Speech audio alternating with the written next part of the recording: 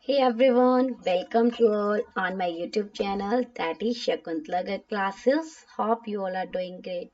So today the topic is succession planning and career development. Last class के अंदर guys हमने क्या किया था कवर ट्रेनिंग एंड डेवलपमेंट। तो देखो जब हमारी ट्रेनिंग और डेवलपमेंट पोर्शन कवर होता है, जैसे हमने ट्रेनिंग दे दी और हमने डेवलपमेंट किया, तो उसके बाद में सक्सेशन प्लानिंग एक टॉपिक होता है। सक्सेशन प्लानिंग में क्या है कि जब हम अपने एम्प्लॉयज को जो है पहले से रेडी करते हैं उनकी हायर जॉब के लिए, हायर पोस्ट के लिए, तो उसके लिए पूरी प्लानिंग ऑलरेडी की जाती है। अब जैसे सबको पता है कि जो हमारा बिजनेस है वो क्या होगा, अनसर्टेन नेचर है। तो ऑब्वियसली न्यू न्यू टेक्नोलॉजी आएगी, न्यू न्यू डेवलपमेंट चाहिए, क्रिएटिविटी चाहिए। सो उसके लिए एम्प्लॉयज के अंदर डेवलपमेंट लेकर आना, उनको पहले से ही तैयार करना, या इन केस अगर आपका कोई भी एम्प्लॉय जो है वो किसी भी प्रॉब्लम की वजह से छोड़कर चला गया ऑर्गेनाइजेशन, सडन अगर लेबर टर्नओवर हो गया या किसी की डेथ हो गई, रेजिग्नेशन हुआ, तो आपकी ऑर्गेनाइजेशन को सक्सेसफुली रन किया जा सके, वो बीच में जो है उसकी फंक्शनिंग के ऊपर कोई इफेक्ट ना पड़े, उसके लिए सक्सेशन प्लानिंग की जाती है। तो चलिए अब हम इस टॉपिक को शुरू करेंगे। हमने ओवरव्यू इसका अभी किया है, तो चलिए let's start. So succession planning is a process. ये सबसे पहले ये क्या होगी, प्रोसेस होती है जिसके अंदर क्या है, ensuring a suitable supply of successor for current and future की जॉब। आपकी करंट जॉब के लिए अगर कोई भी आपके पर्सन की रिक्वायरमेंट है और आपके फ्यूचर में जिस जॉब के लिए आपको पर्सन की रिक्वायरमेंट है उनको मैच करना। बेसिकली मतलब आप यहाँ कह सकते हो कि आप यहाँ पर लोगों को, अपने एम्प्लॉयज को जो है तैयार करते हो, उन एम्प्लॉयज को तैयार करते हो जिनके पास पोटेंशियल होता है। कि यहाँ देखिए इसमें क्या होगा, हम आइडेंटिफाई करेंगे, डेवलप करेंगे and make the people ready to occupy higher level job. उनको इस तरह से तैयार करना कि आप हायर लेवल की जॉब जो है उनको बहुत इजीली जो है प्रोवाइड कर सको, as and when they fall vacant, higher level job fall vacant due to various reason. किसी भी रीजन की वजह से अगर आपकी हायर लेवल की जॉब जो है खाली हो जाती है, तो आप उसी टाइम उसको फिल कर सको। तो उसके लिए हम जो है सक्सेशन प्लानिंग करते हैं। तो अब वो रीजन कोई भी हो सकते हैं, हो सकता है रिटायरमेंट। अब इन केस अगर हम एक ऑर्गेनाइजेशन की बात करते हैं, ऑर्गेनाइजेशन के ऊपर एक मैनेजर की पोस्ट पर एक पर्सन काम कर रहे हैं और उनकी एज हो गई 60 ईयर्स, तो ऑब्वियसली क्या होगा, उनको रिटायरमेंट लेना पड़ेगा। अब उनको रिटायरमेंट देने के बाद क्या आपके पास कोई पर्सन है कि आप उनकी जगह पर उसको अपॉइंट कर सको?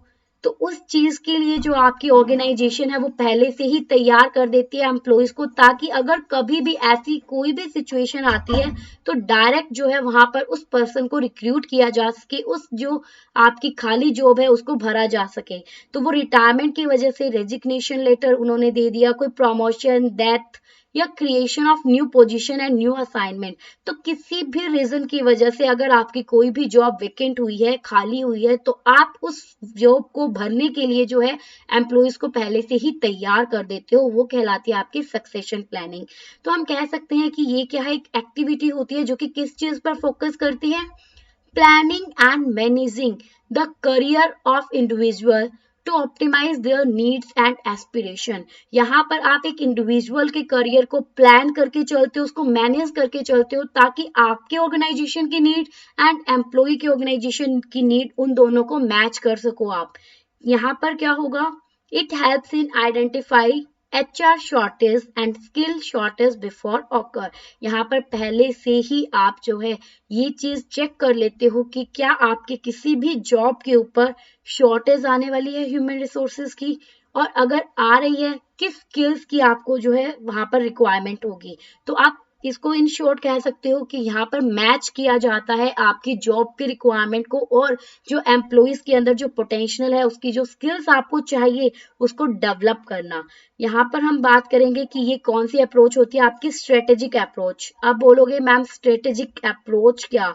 तो देखो स्ट्रेटेजी आपको पता है, हमने लास्ट क्लास में भी बात की थी कि जब आप कोई भी प्लान बनाकर चलते हो, किसी भी चीज के लिए एक पूरी स्ट्रेटेजी तैयार कर कर चलते हो, तो स्ट्रेटेजी अप्रोच क्या करती है, हेल्प करती है necessary talent and skills will be available. आपकी ऑर्गेनाइजेशन में जो भी आपको टैलेंट की या स्किल्स की रिक्वायरमेंट है, जिस टाइम पर रिक्वायरमेंट है उसी टाइम पर वो अवेलेबल हो जाए और आप उसको जो है फ्यूचर तक मेंटेन करके रखो, ये कहलाती है आपकी सक्सेशन प्लानिंग। तो आपको इसका मीनिंग तो क्लियर हुआ होगा अच्छे से कि सक्सेशन प्लानिंग बेसिकली है क्या, जहां पर आप एक पोटेंशियल एम्प्लॉयज को जो है इस तरह से तैयार करते हो कि आप अपने फ्यूचर की जब भी आपको नीड अराइज हो, कोई भी रिक्वायरमेंट हो, तो उसको डायरेक्ट फुलफिल कर सकें। अब आपके पास नेक्स्ट इसमें टॉपिक मिलेगा कि नीड ऑफ सक्सेशन प्लानिंग, कि बेसिकली ऑर्गेनाइजेशन में ये करने की रिक्वायरमेंट क्या पड़ती है, क्यों करते हो आप सक्सेशन प्लानिंग। तो उसके वेरियस रीजन हैं जो हमें यहाँ डिस्कस करने हैं। First one, ensure business continuity. नाम से ही आपको क्लियर हो रहा होगा कि बिजनेस को कंटिन्यू चलाने के लिए, अभी जैसे मैंने आपको एग्जांपल दिया कि अगर मैनेजर ही आपकी जो ऑर्गेनाइजेशन को छोड़कर चला जाएगा तो आपकी ऑर्गेनाइजेशन को रन कौन करेगा। टॉप मैनेजर अगर छोड़कर चले गए, अगर हम एक स्कूल का एग्जांपल लेते हैं, स्कूल में आपके स्कूल को चलाने के लिए किसकी रिक्वायरमेंट होती है, एक प्रिंसिपल की रिक्वायरमेंट है। बट इन केस अगर आपका प्रिंसिपल रिटायर हो जाता है या फिर वो जॉब छोड़कर चले जाते हैं या कोई भी डेथ रीजन हो सकता है, तब आप क्या करोगे, आपका स्कूल तो बंद, क्योंकि उसको मेंटेन कौन करेगा, उसको चलाएगा कौन। तो उसके लिए वैसी सिचुएशन अराइज ना हो, उसके लिए ही आप सक्सेशन प्लानिंग पहले से तैयार रखते हो कि अगर कभी भी ऐसी कोई प्रॉब्लम आए तो आप किसी एक पोटेंशियल एम्प्लॉयज को उसकी जगह पर ला सको। तो इससे क्या होगा, आपका बिजनेस कंटिन्यू रहेगा, कभी भी बंद होने की सिचुएशन नहीं आएगी। देन आती है आपके develop potential employees. Develop potential employees का मतलब क्या है, आप एक ऐसे एम्प्लॉय को तैयार करते हो जिसके अंदर पोटेंशियल लेवल होता है कि यस, वो उस जॉब के लिए अपने आप को जो है तैयार कर सकता है, उसके अंदर वो कैपेबिलिटी है, वो स्किल्स है। तो सक्सेशन प्लानिंग इंपॉर्टेंट होती है किसके लिए, grooming and developing competency of next possible successor, कि जो आने वाले जो सक्सेसर होगा, आने वाला जो पर्सन होगा, उसकी कॉम्पिटेंसीज को डेवलप करना जो है, ये यहाँ पर क्या कहलाती है, इसको इम्पोर्टेंट होती है यहाँ पर सक्सेशन प्लानिंग। यहाँ पर राइट ट्रेनिंग जो है वो क्या करती है, हेल्प करती है पोटेंशियल सक्सेसर की to improve his strength and overcome weakness. उनकी स्ट्रेंथ को इम्प्रूव करने के लिए, उनकी वीकनेस को खत्म करने के लिए एक ट्रेनिंग ही आपकी हेल्प करती है, जो कि एक पोटेंशियल सक्सेसर को जो है एक अच्छे मैनेजर के रूप में सामने लेकर आएगी। तो ये क्या है, इसके अंदर हम एक एम्प्लॉय को बहुत सारी ड्यूटीज के लिए, बहुत सारे चैलेंजेस के लिए पहले से ही तैयार कर देते हैं जो कि उसको फ्यूचर में फेस करने पड़ेंगे। देन आता है आइडेंटिफाई नेक्स्ट सक्सेसर। अब देखो, आप अगर पहले से सक्सेशन प्लानिंग करोगे तो आप पहले से ही अपनी ऑर्गेनाइजेशन में एम्प्लॉयज को सर्च करोगे ना कि किस एम्प्लॉय में वो टैलेंट है कि वो इस पोजीशन को होल्ड कर सके। तो यहाँ पर आप पहले से ही उस एम्प्लॉय को आइडेंटिफाई कर लेते हो कि आने वाला सक्सेसर कौन बनेगा। तो ये प्रोसेस हेल्प करती है नेक्स्ट पॉसिबल सक्सेसर को एडवांस में ही आइडेंटिफाई करने में। और जो आइडेंटिफिकेशन जो आप करते हो एडवांस के अंदर ही, ये ऑर्गेनाइजेशन की हेल्प करती है उसको फ्यूचर के लिए प्लान करने में। अब सपोज आपकी ऑर्गेनाइजेशन में कोई ऐसा पर्सन है जो कि बहुत क्रिएटिव है, उसके माइंड में बहुत न्यू न्यू आइडियाज आते हैं, तो अब क्या होगा, अब फ्यूचर में आपको पता है कि ये पर्सन क्रिएटिव है, तो अगर इस पोस्ट पर ये पर्सन को हम अपॉइंट करेंगे तो क्या होगा, आपका ऑर्गेनाइजेशन डेवलप करेगा और आप उस अकॉर्डिंग अपने ऑर्गेनाइजेशन को इन फ्यूचर एक बहुत अच्छे लेवल पर देख पाओगे। तो ये क्या करता है, आपके नेक्स्ट सक्सेसर को फाइंड आउट करने में भी आपकी हेल्प करता है। ठीक है, उसके बाद आता है स्मूथ फंक्शनिंग।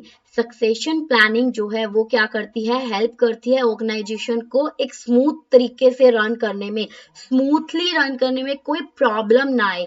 क्योंकि यहाँ पर क्या होता है, सप्लाई होती है किसकी, एक कॉम्पिटेंट और स्किल्ड एम्प्लॉयज की, ताकि वो क्या कर सके, की मैनेजर की रिस्पॉन्सिबिलिटीज को ले सके जब भी उनको कोई भी जरूरत आती है। और अगर कोई भी टेम्परेरी या सडन एब्सेंस हो जाती है की मैनेजर की, तो उससे ऑर्गेनाइजेशन की किसी भी एक्टिविटीज पर फर्क नहीं पड़ेगा। मतलब इन केस अगर कोई भी इमरजेंसी सिचुएशन आएगी तो ऑर्गेनाइजेशन की एक्टिविटी जैसे पहले चल रही थी वैसे ही चलेगी, क्योंकि अब नया पर्सन ने उसको जो है होल्ड कर लिया। फिर आती है रिड्यूस करना ऑर्गेनाइजेशन की कॉस्ट को। तो देखो, सक्सेशन प्लानिंग से ही आप क्या करते हो, आप आपके जो एचआर की डिमांड जो फ्यूचर में होने वाली है उसको आज ही एस्टिमेट लगा लेते हो और उस अकॉर्डिंग उसको तैयार करना शुरू कर देते हो। तो उससे क्या होगा, ऑर्गेनाइजेशन की जो फ्यूचर में एकदम से जो कॉस्ट आनी थी वो रिड्यूस हो जाएगी, टाइम भी बचेगा, मनी भी बचेगी, और एनर्जी जो चाहिए पर्सन को किसी एक्सटर्नल सोर्स से लाने के लिए, जो आपको पैसा खर्च करना पड़ेगा एक्सटर्नल सोर्सेज के लिए, वो सब आपका बच जाएगा। आप अपने ही ऑर्गेनाइजेशन के अंदर के पर्सन को, मतलब इंटरनल एम्प्लॉयज को ही तैयार कर दोगे उस जॉब को हेल्ड करने के लिए। तो उससे जो है आपका जो एक्सटर्नल रिक्रूटमेंट का खर्चा है वो बच जाएगा। आपको कोई इंटरव्यू लेने की जरूरत नहीं, आपको कुछ भी करने की रिक्वायरमेंट नहीं होगी। फिर आती है डेवलपिंग करियर पाथ। अब ये पॉइंट क्या कहता है, सुनो। डेवलपिंग करियर पाथ में क्या है, सक्सेशन प्लानिंग हेल्प करती है एचआर डिपार्टमेंट की, किस चीज के लिए, एक करियर एडवांसमेंट प्लान चलाने के लिए कॉम्पिटेंट एम्प्लॉयज का।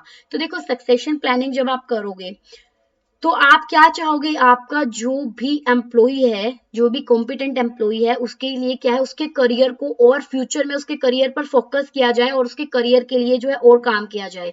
तो जो स्किल्स और इंटरेस्ट की जो आप असेसमेंट करते हो, चेक करते हो, वो हेल्प करती है एक एम्प्लॉय को राइट ट्रेनिंग देने में, और उससे वो जो एम्प्लॉय है वो अपने करियर को भी चूज कर सकता है, अपने करियर को भी डेवलप कर सकता है।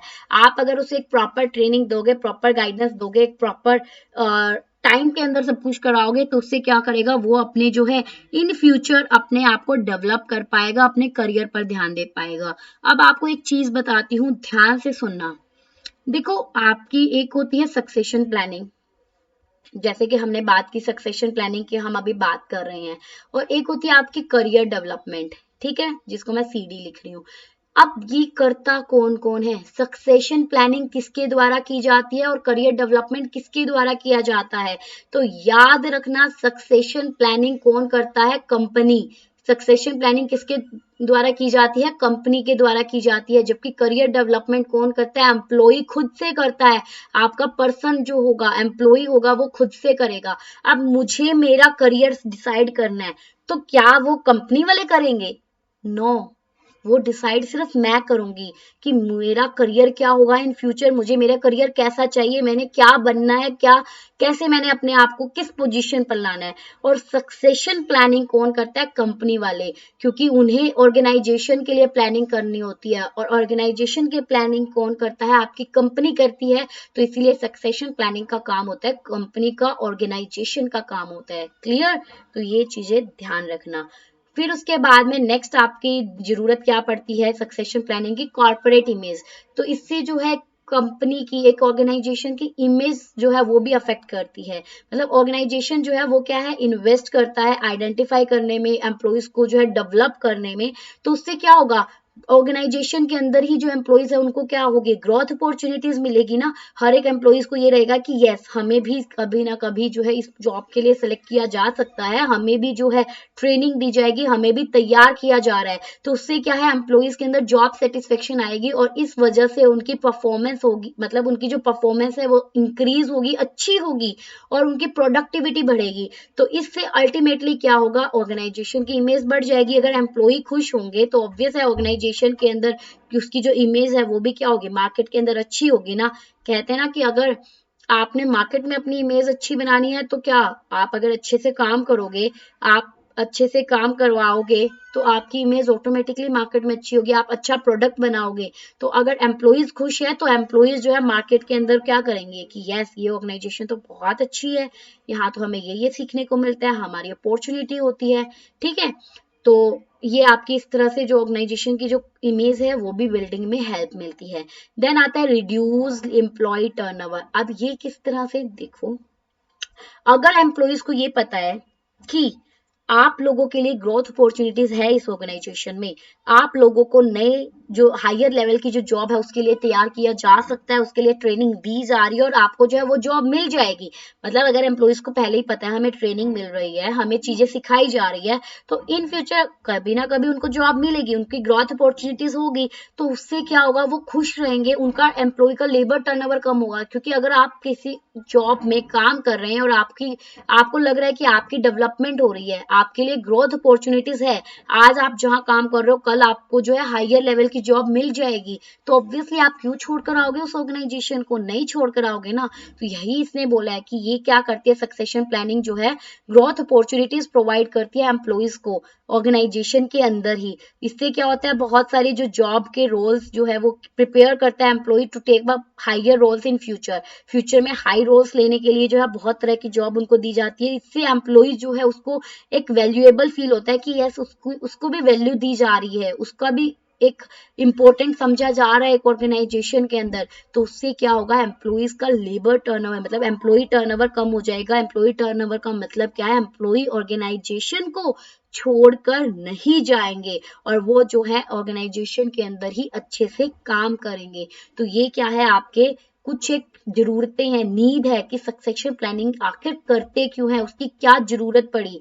तो ये आपकी नीड होगी जिसपे हमने कुछ एक पॉइंट डिस्कस किए।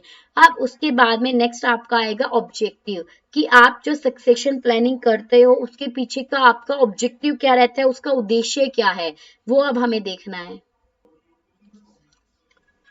तो चलिए देखिए ऑब्जेक्टिव्स क्या होते हैं सक्सेशन प्लानिंग के, उसके पीछे उद्देश्य। तो सबसे पहला आपका क्या आता है, identify those with the potential to assume greater responsibility in organisation.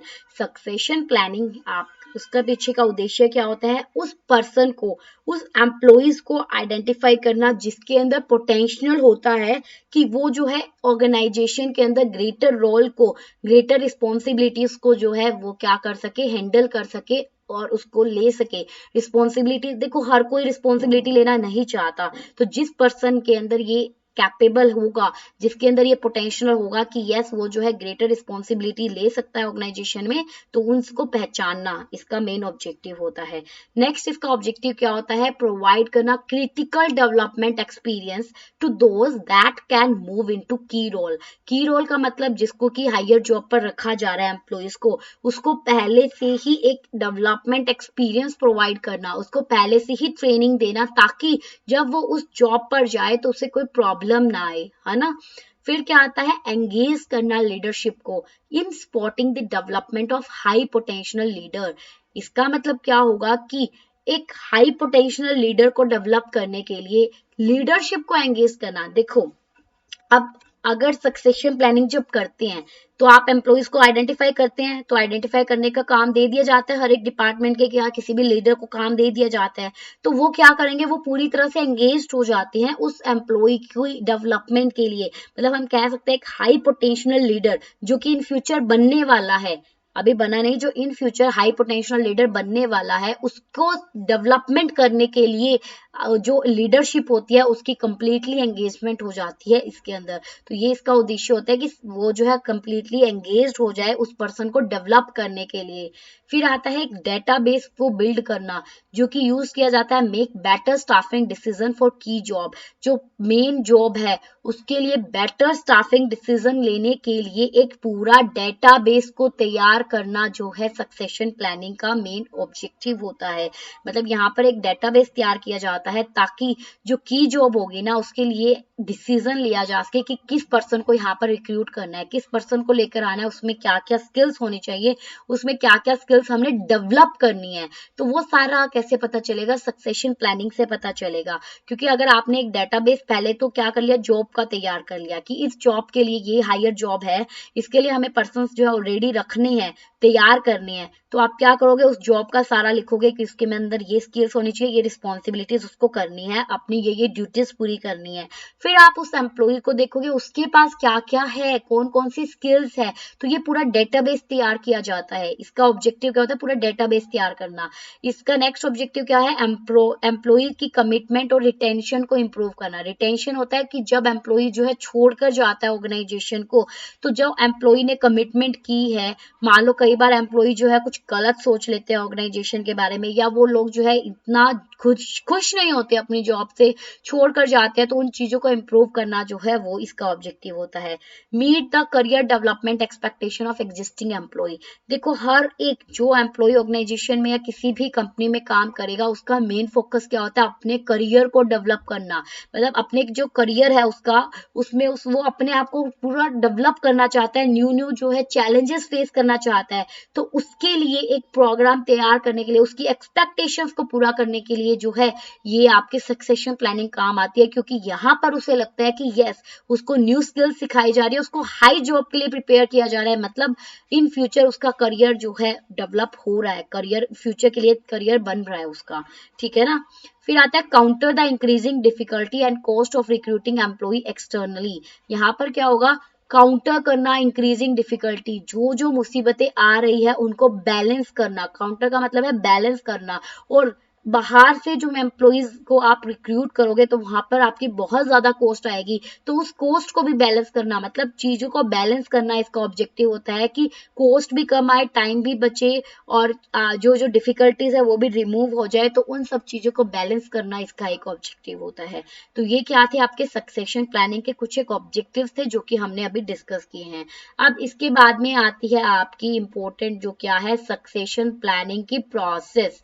अब हम इसको करेंगे कि सक्सेशन प्लानिंग की प्रोसेस क्या कहती है। तो मैं आपको पहले ही बता देती हूँ कि ये जो स्टेप्स यहाँ पर आपको गिवन है, ये स्टेप्स से डायरेक्ट क्वेश्चंस पूछ लिया जाता है कि इसके बाद कौन सा स्टेप आएगा, तो प्लीज अच्छे से सारे स्टेप्स लर्न कर लेना। चाहे आप निमोनिक्स बना के करो, चाहे आप कैसे मर्जी करो, बट आपको ये स्टेप्स लर्न करने पड़ेंगे, एग्जाम में आ सकते हैं क्वेश्चंस। अब आप बोलोगे मैम अब तो ऐसे क्वेश्चंस नहीं आते, देखो एनटीए है, कुछ नहीं कह सकते, आपको सब कुछ करना पड़ेगा, राइट। तो हम सब कुछ करेंगे भी। तो देखिए इसका फर्स्ट स्टेप जो आता है, हम इसको स्टेप टू स्टेप लर्न करेंगे, स्टेप टू स्टेप जो है इसके बारे में पढ़ेंगे। तो फर्स्ट पॉइंट यहाँ पर आपको देखने को मिलेगा, सबसे पहले आप क्या करते हो, आइडेंटिफाई की बिजनेस एरिया एंड पोजीशन। देखो सक्सेशन प्लानिंग करने के लिए सबसे पहले आपको क्या चीज आइडेंटिफाई करनी होती है, की बिजनेस एरिया, मतलब किस पोस्ट के लिए आपने एक एम्प्लॉय को आइडेंटिफाई करना है और उसको तैयार करना है। तो जो वो की बिजनेस एरिया है, की पोजीशंस है जो कि वेकेंट हो सकती है इन फ्यूचर, उसको आप आइडेंटिफाई करने की कोशिश करते हो। तो इसीलिए फर्स्ट एंड जो फॉरमोस्ट जो की बिजनेस एरिया जो है उसको आइडेंटिफाई किया जाता है, the area which are significant with respect to the operational activities and strategic objective. After that, those positions are identified which, if vacant, can cause difficulty in achieving business objective. तो इसका मतलब क्या हुआ, सबसे पहले आप क्या देखोगे, आप उन एक्टिविटीज को देखोगे, उस एरिया को, उस पोजीशन को जहां पर आपने एम्प्लॉय को तैयार करना है, जिस पोजीशन के लिए आपने एम्प्लॉय को तैयार करना है, उस पोजीशन को आप आइडेंटिफाई करोगे, उस बिजनेस एरिया को आप आइडेंटिफाई करोगे, ठीक है। देन आप क्या करोगे, आपने आइडेंटिफाई कर लिया कौन सी पोस्ट होगी, कौन सा बिजनेस एरिया होगा जहां पर आपको पर्सन जिसके लिए रेडी करना है। असरटेन करोगे कॉम्पिटेंसीज फॉर की एरिया एंड पोजीशन, उस पोजीशन के लिए, उस की एरिया के लिए जिसके लिए आपने एम्प्लॉय को तैयार करना है, उसमें क्या क्या स्किल्स होनी चाहिए, उसमें क्या क्या एबिलिटी होनी चाहिए, आप उस चीज को चेक करोगे, उस चीज को असरटेन करोगे। तो नेक्स्ट आपने क्या करना होता है, आपको ये चेक करना होता है, डिटरमाइन करना होता है द रिक्वायर्ड कॉम्पिटेंसी जो है की बिजनेस एरिया के लिए, कि मेन जो आपका बिजनेस का एरिया है उसके लिए आपको कितनी कॉम्पिटेंसीज की रिक्वायरमेंट होगी और पोजीशन के ऊपर क्या क्या स्किल्स की रिक्वायरमेंट होगी, ताकि आप उसके बेस पर जो है एक सेलेक्ट कर सको पर्सन को कि यस इस पर हमें इस पर्सन को लगाना है, ठीक है। तो यहाँ पर देखिए ये लिखा हुआ है, in order to create the selection criteria, establish performance standard and fill the difference between the viable successor not and what they need to know through the training and development process. तो आप क्या करते हो, आप check करोगे कि इस position पर, इस की बिजनेस एरिया के ऊपर जो है ये कॉम्पिटेंसी एक पर्सन में रिक्वायरमेंट है, तो उसके बेस पर आप एम्प्लॉय को तैयार करते हो, उसको ट्रेनिंग और डेवलपमेंट देकर, उसकी स्ट्रेटेजीज को, उसकी स्किल्स को, कैपेबिलिटीज को पहले से चेक करके, फिर आप जो है जहां पर भी कमी मिलेगी, जो भी स्किल्स उस एम्प्लॉय में नहीं है वो सारी उसको दी जाती है बाय ट्रेनिंग और डेवलपमेंट के द्वारा, ठीक है। तो ये हो गया। सेकंड, सबसे पहले हमने क्या किया, की बिजनेस एरिया को फाइंड किया कि किस बिजनेस के ऊपर, कौन से एरिया के ऊपर आपको जो है पर्सन की रिक्वायरमेंट करनी है, पर्सन को हायर करना है, और या किस पोजीशन के लिए पर्सन को हायर करना है। नेक्स्ट आप देखोगे कि कॉम्पिटेंसीज क्या होगी, उस पर्सन में क्या क्या स्किल्स होनी चाहिए उसकी रिक्वायरमेंट के अकॉर्डिंग, उस पोजीशन की रिक्वायरमेंट के अकॉर्डिंग। फिर आप देखोगे find out the interested and potential candidate and assess them as per the competency. अब आपने देख लिया कि यस, इस पोजीशन पर ये स्किल्स की रिक्वायरमेंट होगी, उस पर्सन में ये स्किल्स, ये कैपेबिलिटी होनी चाहिए। अब आप वैसा पर्सन फाइंड करने की कोशिश करोगे, उसको ढूंढोगे, तो आप इंटरेस्टेड और जो पोटेंशियल कैंडिडेट है आप उसको फाइंड आउट करने की कोशिश करोगे और उसको एक्सेस करोगे उसकी कॉम्पिटेंसीज के अकॉर्डिंग, उसको चेक करोगे। तो देखिए, जब आपने कॉम्पिटेंसीज को एनालाइज कर लिया, नेक्स्ट स्टेप क्या होगा, आइडेंटिफाई करना बहुत सारे एम्प्लॉइज के अंदर से जो भी ऑर्गेनाइजेशन में काम कर रहे हैं, कौन सा एम्प्लॉय इंटरेस्टेड है और साथ साथ उसके अंदर कैपेबिलिटी है या नहीं वो बिजनेस एरिया को फिल करने की और पोजीशन को फिल करने की। तो जो एचआर मैनेजर जो है वो यहाँ पर क्या करेगा, फ्यूचर के करियर प्लान्स पर डिस्कस करेगा और इंटरेस्ट कैंडिडेट के साथ, और फिर जो पोटेंशियल सक्सेसर होंगे जिनके अंदर स्किल्स है होगी, जो कि चाहेंगे कुछ बन सकते हैं, तो उनको रेडी किया जाएगा ताकि उस पुराने वाले की जगह उसको नए वाले को लाया जा सके। ठीक है।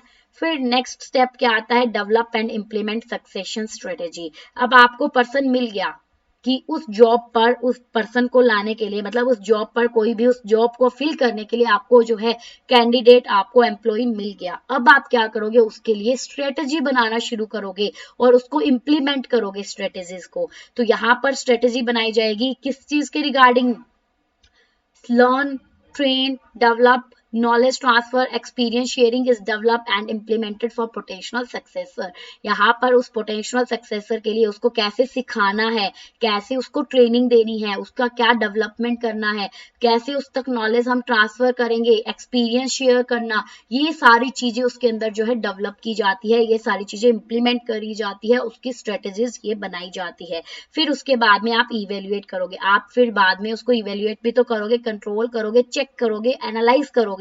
तो लास्ट स्टेप इसका क्या हो जाएगा, इवेल्युएट करना सक्सेशन प्लानिंग और मैनेजमेंट को, ये चेक करने के लिए कि जो की बिजनेस एरिया और पोजीशन जो कवर्ड है किसके सक्सेशन प्लानिंग के अंदर है या नहीं, मतलब कि जो हमने एम्प्लॉय को तैयार किया वो उस चीज को फिल कर भी रहा है या नहीं। उसके बाद में हम ये चेक करेंगे कोई भी अगर वैकेंसी फ्यूचर में भी अगर आ सकती है तो उस पोजीशन को भी फिल किया जा सके जितनी जल्दी हो सके, and successor perform effectively when they hold the position. और जो सक्सेसर जो है वो क्या है, अच्छे से परफॉर्म कर सके जब भी उसको पोजीशन मिल जाए। तो मतलब हम यहाँ पर क्या चेक करेंगे, इफेक्टिवनेस चेक करेंगे कि जो सक्सेशन प्लानिंग की, जो ट्रेनिंग डेवलपमेंट सब कुछ प्रोवाइड किया एम्प्लॉय को, क्या वो सब कुछ उसने अच्छे से किया या नहीं किया। तो ये होगा आपका फिफ्थ स्टेप। तो ये थी हमारी सक्सेशन प्लानिंग के प्रोसेस, जिसके अंदर सबसे पहले हम क्या करेंगे, की बिजनेस एरिया और पोजीशन को फाइंड आउट करेंगे कि जहां पर भी आपको फिल करनी है, जो पोजीशन पर पर्सन को लगाना है। फिर आप उस पर्सन के अंदर क्या क्या स्किल्स कॉम्पिटेंसी चाहिए आप वो चेक करोगे। फिर आप इंटरेस्टेड कैंडिडेट को फाइंड आउट करोगे, उसके बाद में आप उसके लिए स्ट्रेटेजीज बनाओगे और बाद में उसको क्या कर दोगे, इवेल्युएट करोगे कि क्या वो स्ट्रेटेजी आपकी सही से बनी है या नहीं बनी। फिर उसके बाद में अब आता है करियर प्लानिंग और सक्सेशन प्लानिंग के बीच में डिफरेंस। तो देखो गाइस क्या होता है, करियर प्लानिंग बहुत सारे लोग क्या करते हैं, मैंने आपको वैसे तो बता ही दिया, करियर प्लानिंग कौन करता है, एम्प्लॉय खुद करता है, पर्सन खुद से करता है।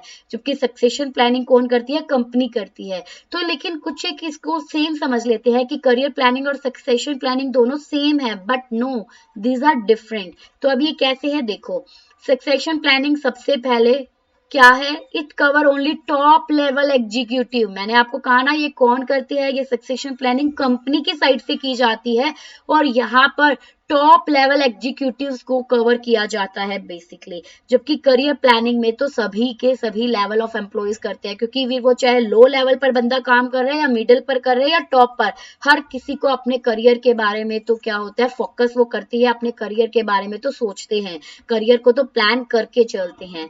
नेक्स्ट आता है, it is concern with the identification of vacancies that are likely to arise at the higher level. Succession planning में क्या किया जाता है, वैकेंसीज को आइडेंटिफाई किया जाता है जो कि आपकी हायर लेवल पर अराइज हो सकती है इन फ्यूचर में अगर कोई भी मतलब हाई लेवल जॉब के ऊपर कोई वैकेंसी आती है तो उसको फाइंड आउट किया जाता है। जबकि यहाँ पर पोजीशन देखी जाती है एक एम्प्लॉय की कि वो किस पोजीशन पर ऑर्गेनाइजेशन पर काम कर रहा है और इन फ्यूचर वो कहाँ पर पहुंचना चाहता है, तो वो आपके करियर प्लानिंग में आएगा। It is the task of management alone, सिर्फ और सिर्फ ये मैनेजमेंट का ही काम होता है, क्योंकि सक्सेशन प्लानिंग करेगी तो मैनेजमेंट अपने अकॉर्डिंग करेगी, सिर्फ मैनेजमेंट ही सोचेगी और एम्प्लॉय को तैयार करेगी। लेकिन करियर प्लानिंग में तो म्यूचुअल रिस्पॉन्सिबिलिटी होती है, एम्प्लॉय की भी और मैनेजमेंट की भी, क्योंकि अब अगर मुझे जो है अपने करियर को देखकर कुछ काम करना है तो मैं भी उसके लिए वर्क करूंगी और मेरा एम्प्लॉय भी देखेगा कि यस इसको फ्यूचर में ये चाहिए तो उसके लिए वो काम करेगा। ठीक है ना, तो यहाँ पर म्यूचुअल अंडरस्टैंडिंग आ जाती है, म्यूचुअल रिस्पॉन्सिबिलिटी बन जाती है।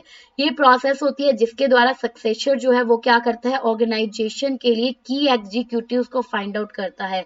मेन जो आपके पर्सन्स होंगे, मेन जो एग्जीक्यूटिव्स होंगे उनको फाइंड आउट किया जाता है। जबकि ये प्रोसेस होती है जिसके द्वारा पर्सन जो है वो अपने करियर के गोल को सेलेक्ट करता है कि फ्यूचर में उसका गोल क्या होगा और किस डायरेक्शन में, किस पाथ पर उसको चलना है अपने गोल को अचीव करने के लिए। तो ये आपकी करियर प्लानिंग होती है। तो ये था गाइस हमारा आज का क्लास जिसमें हमने सक्सेशन प्लानिंग और करियर प्लानिंग को कवर कर लिया। आई होप आप लोगों को समझ में आया होगा।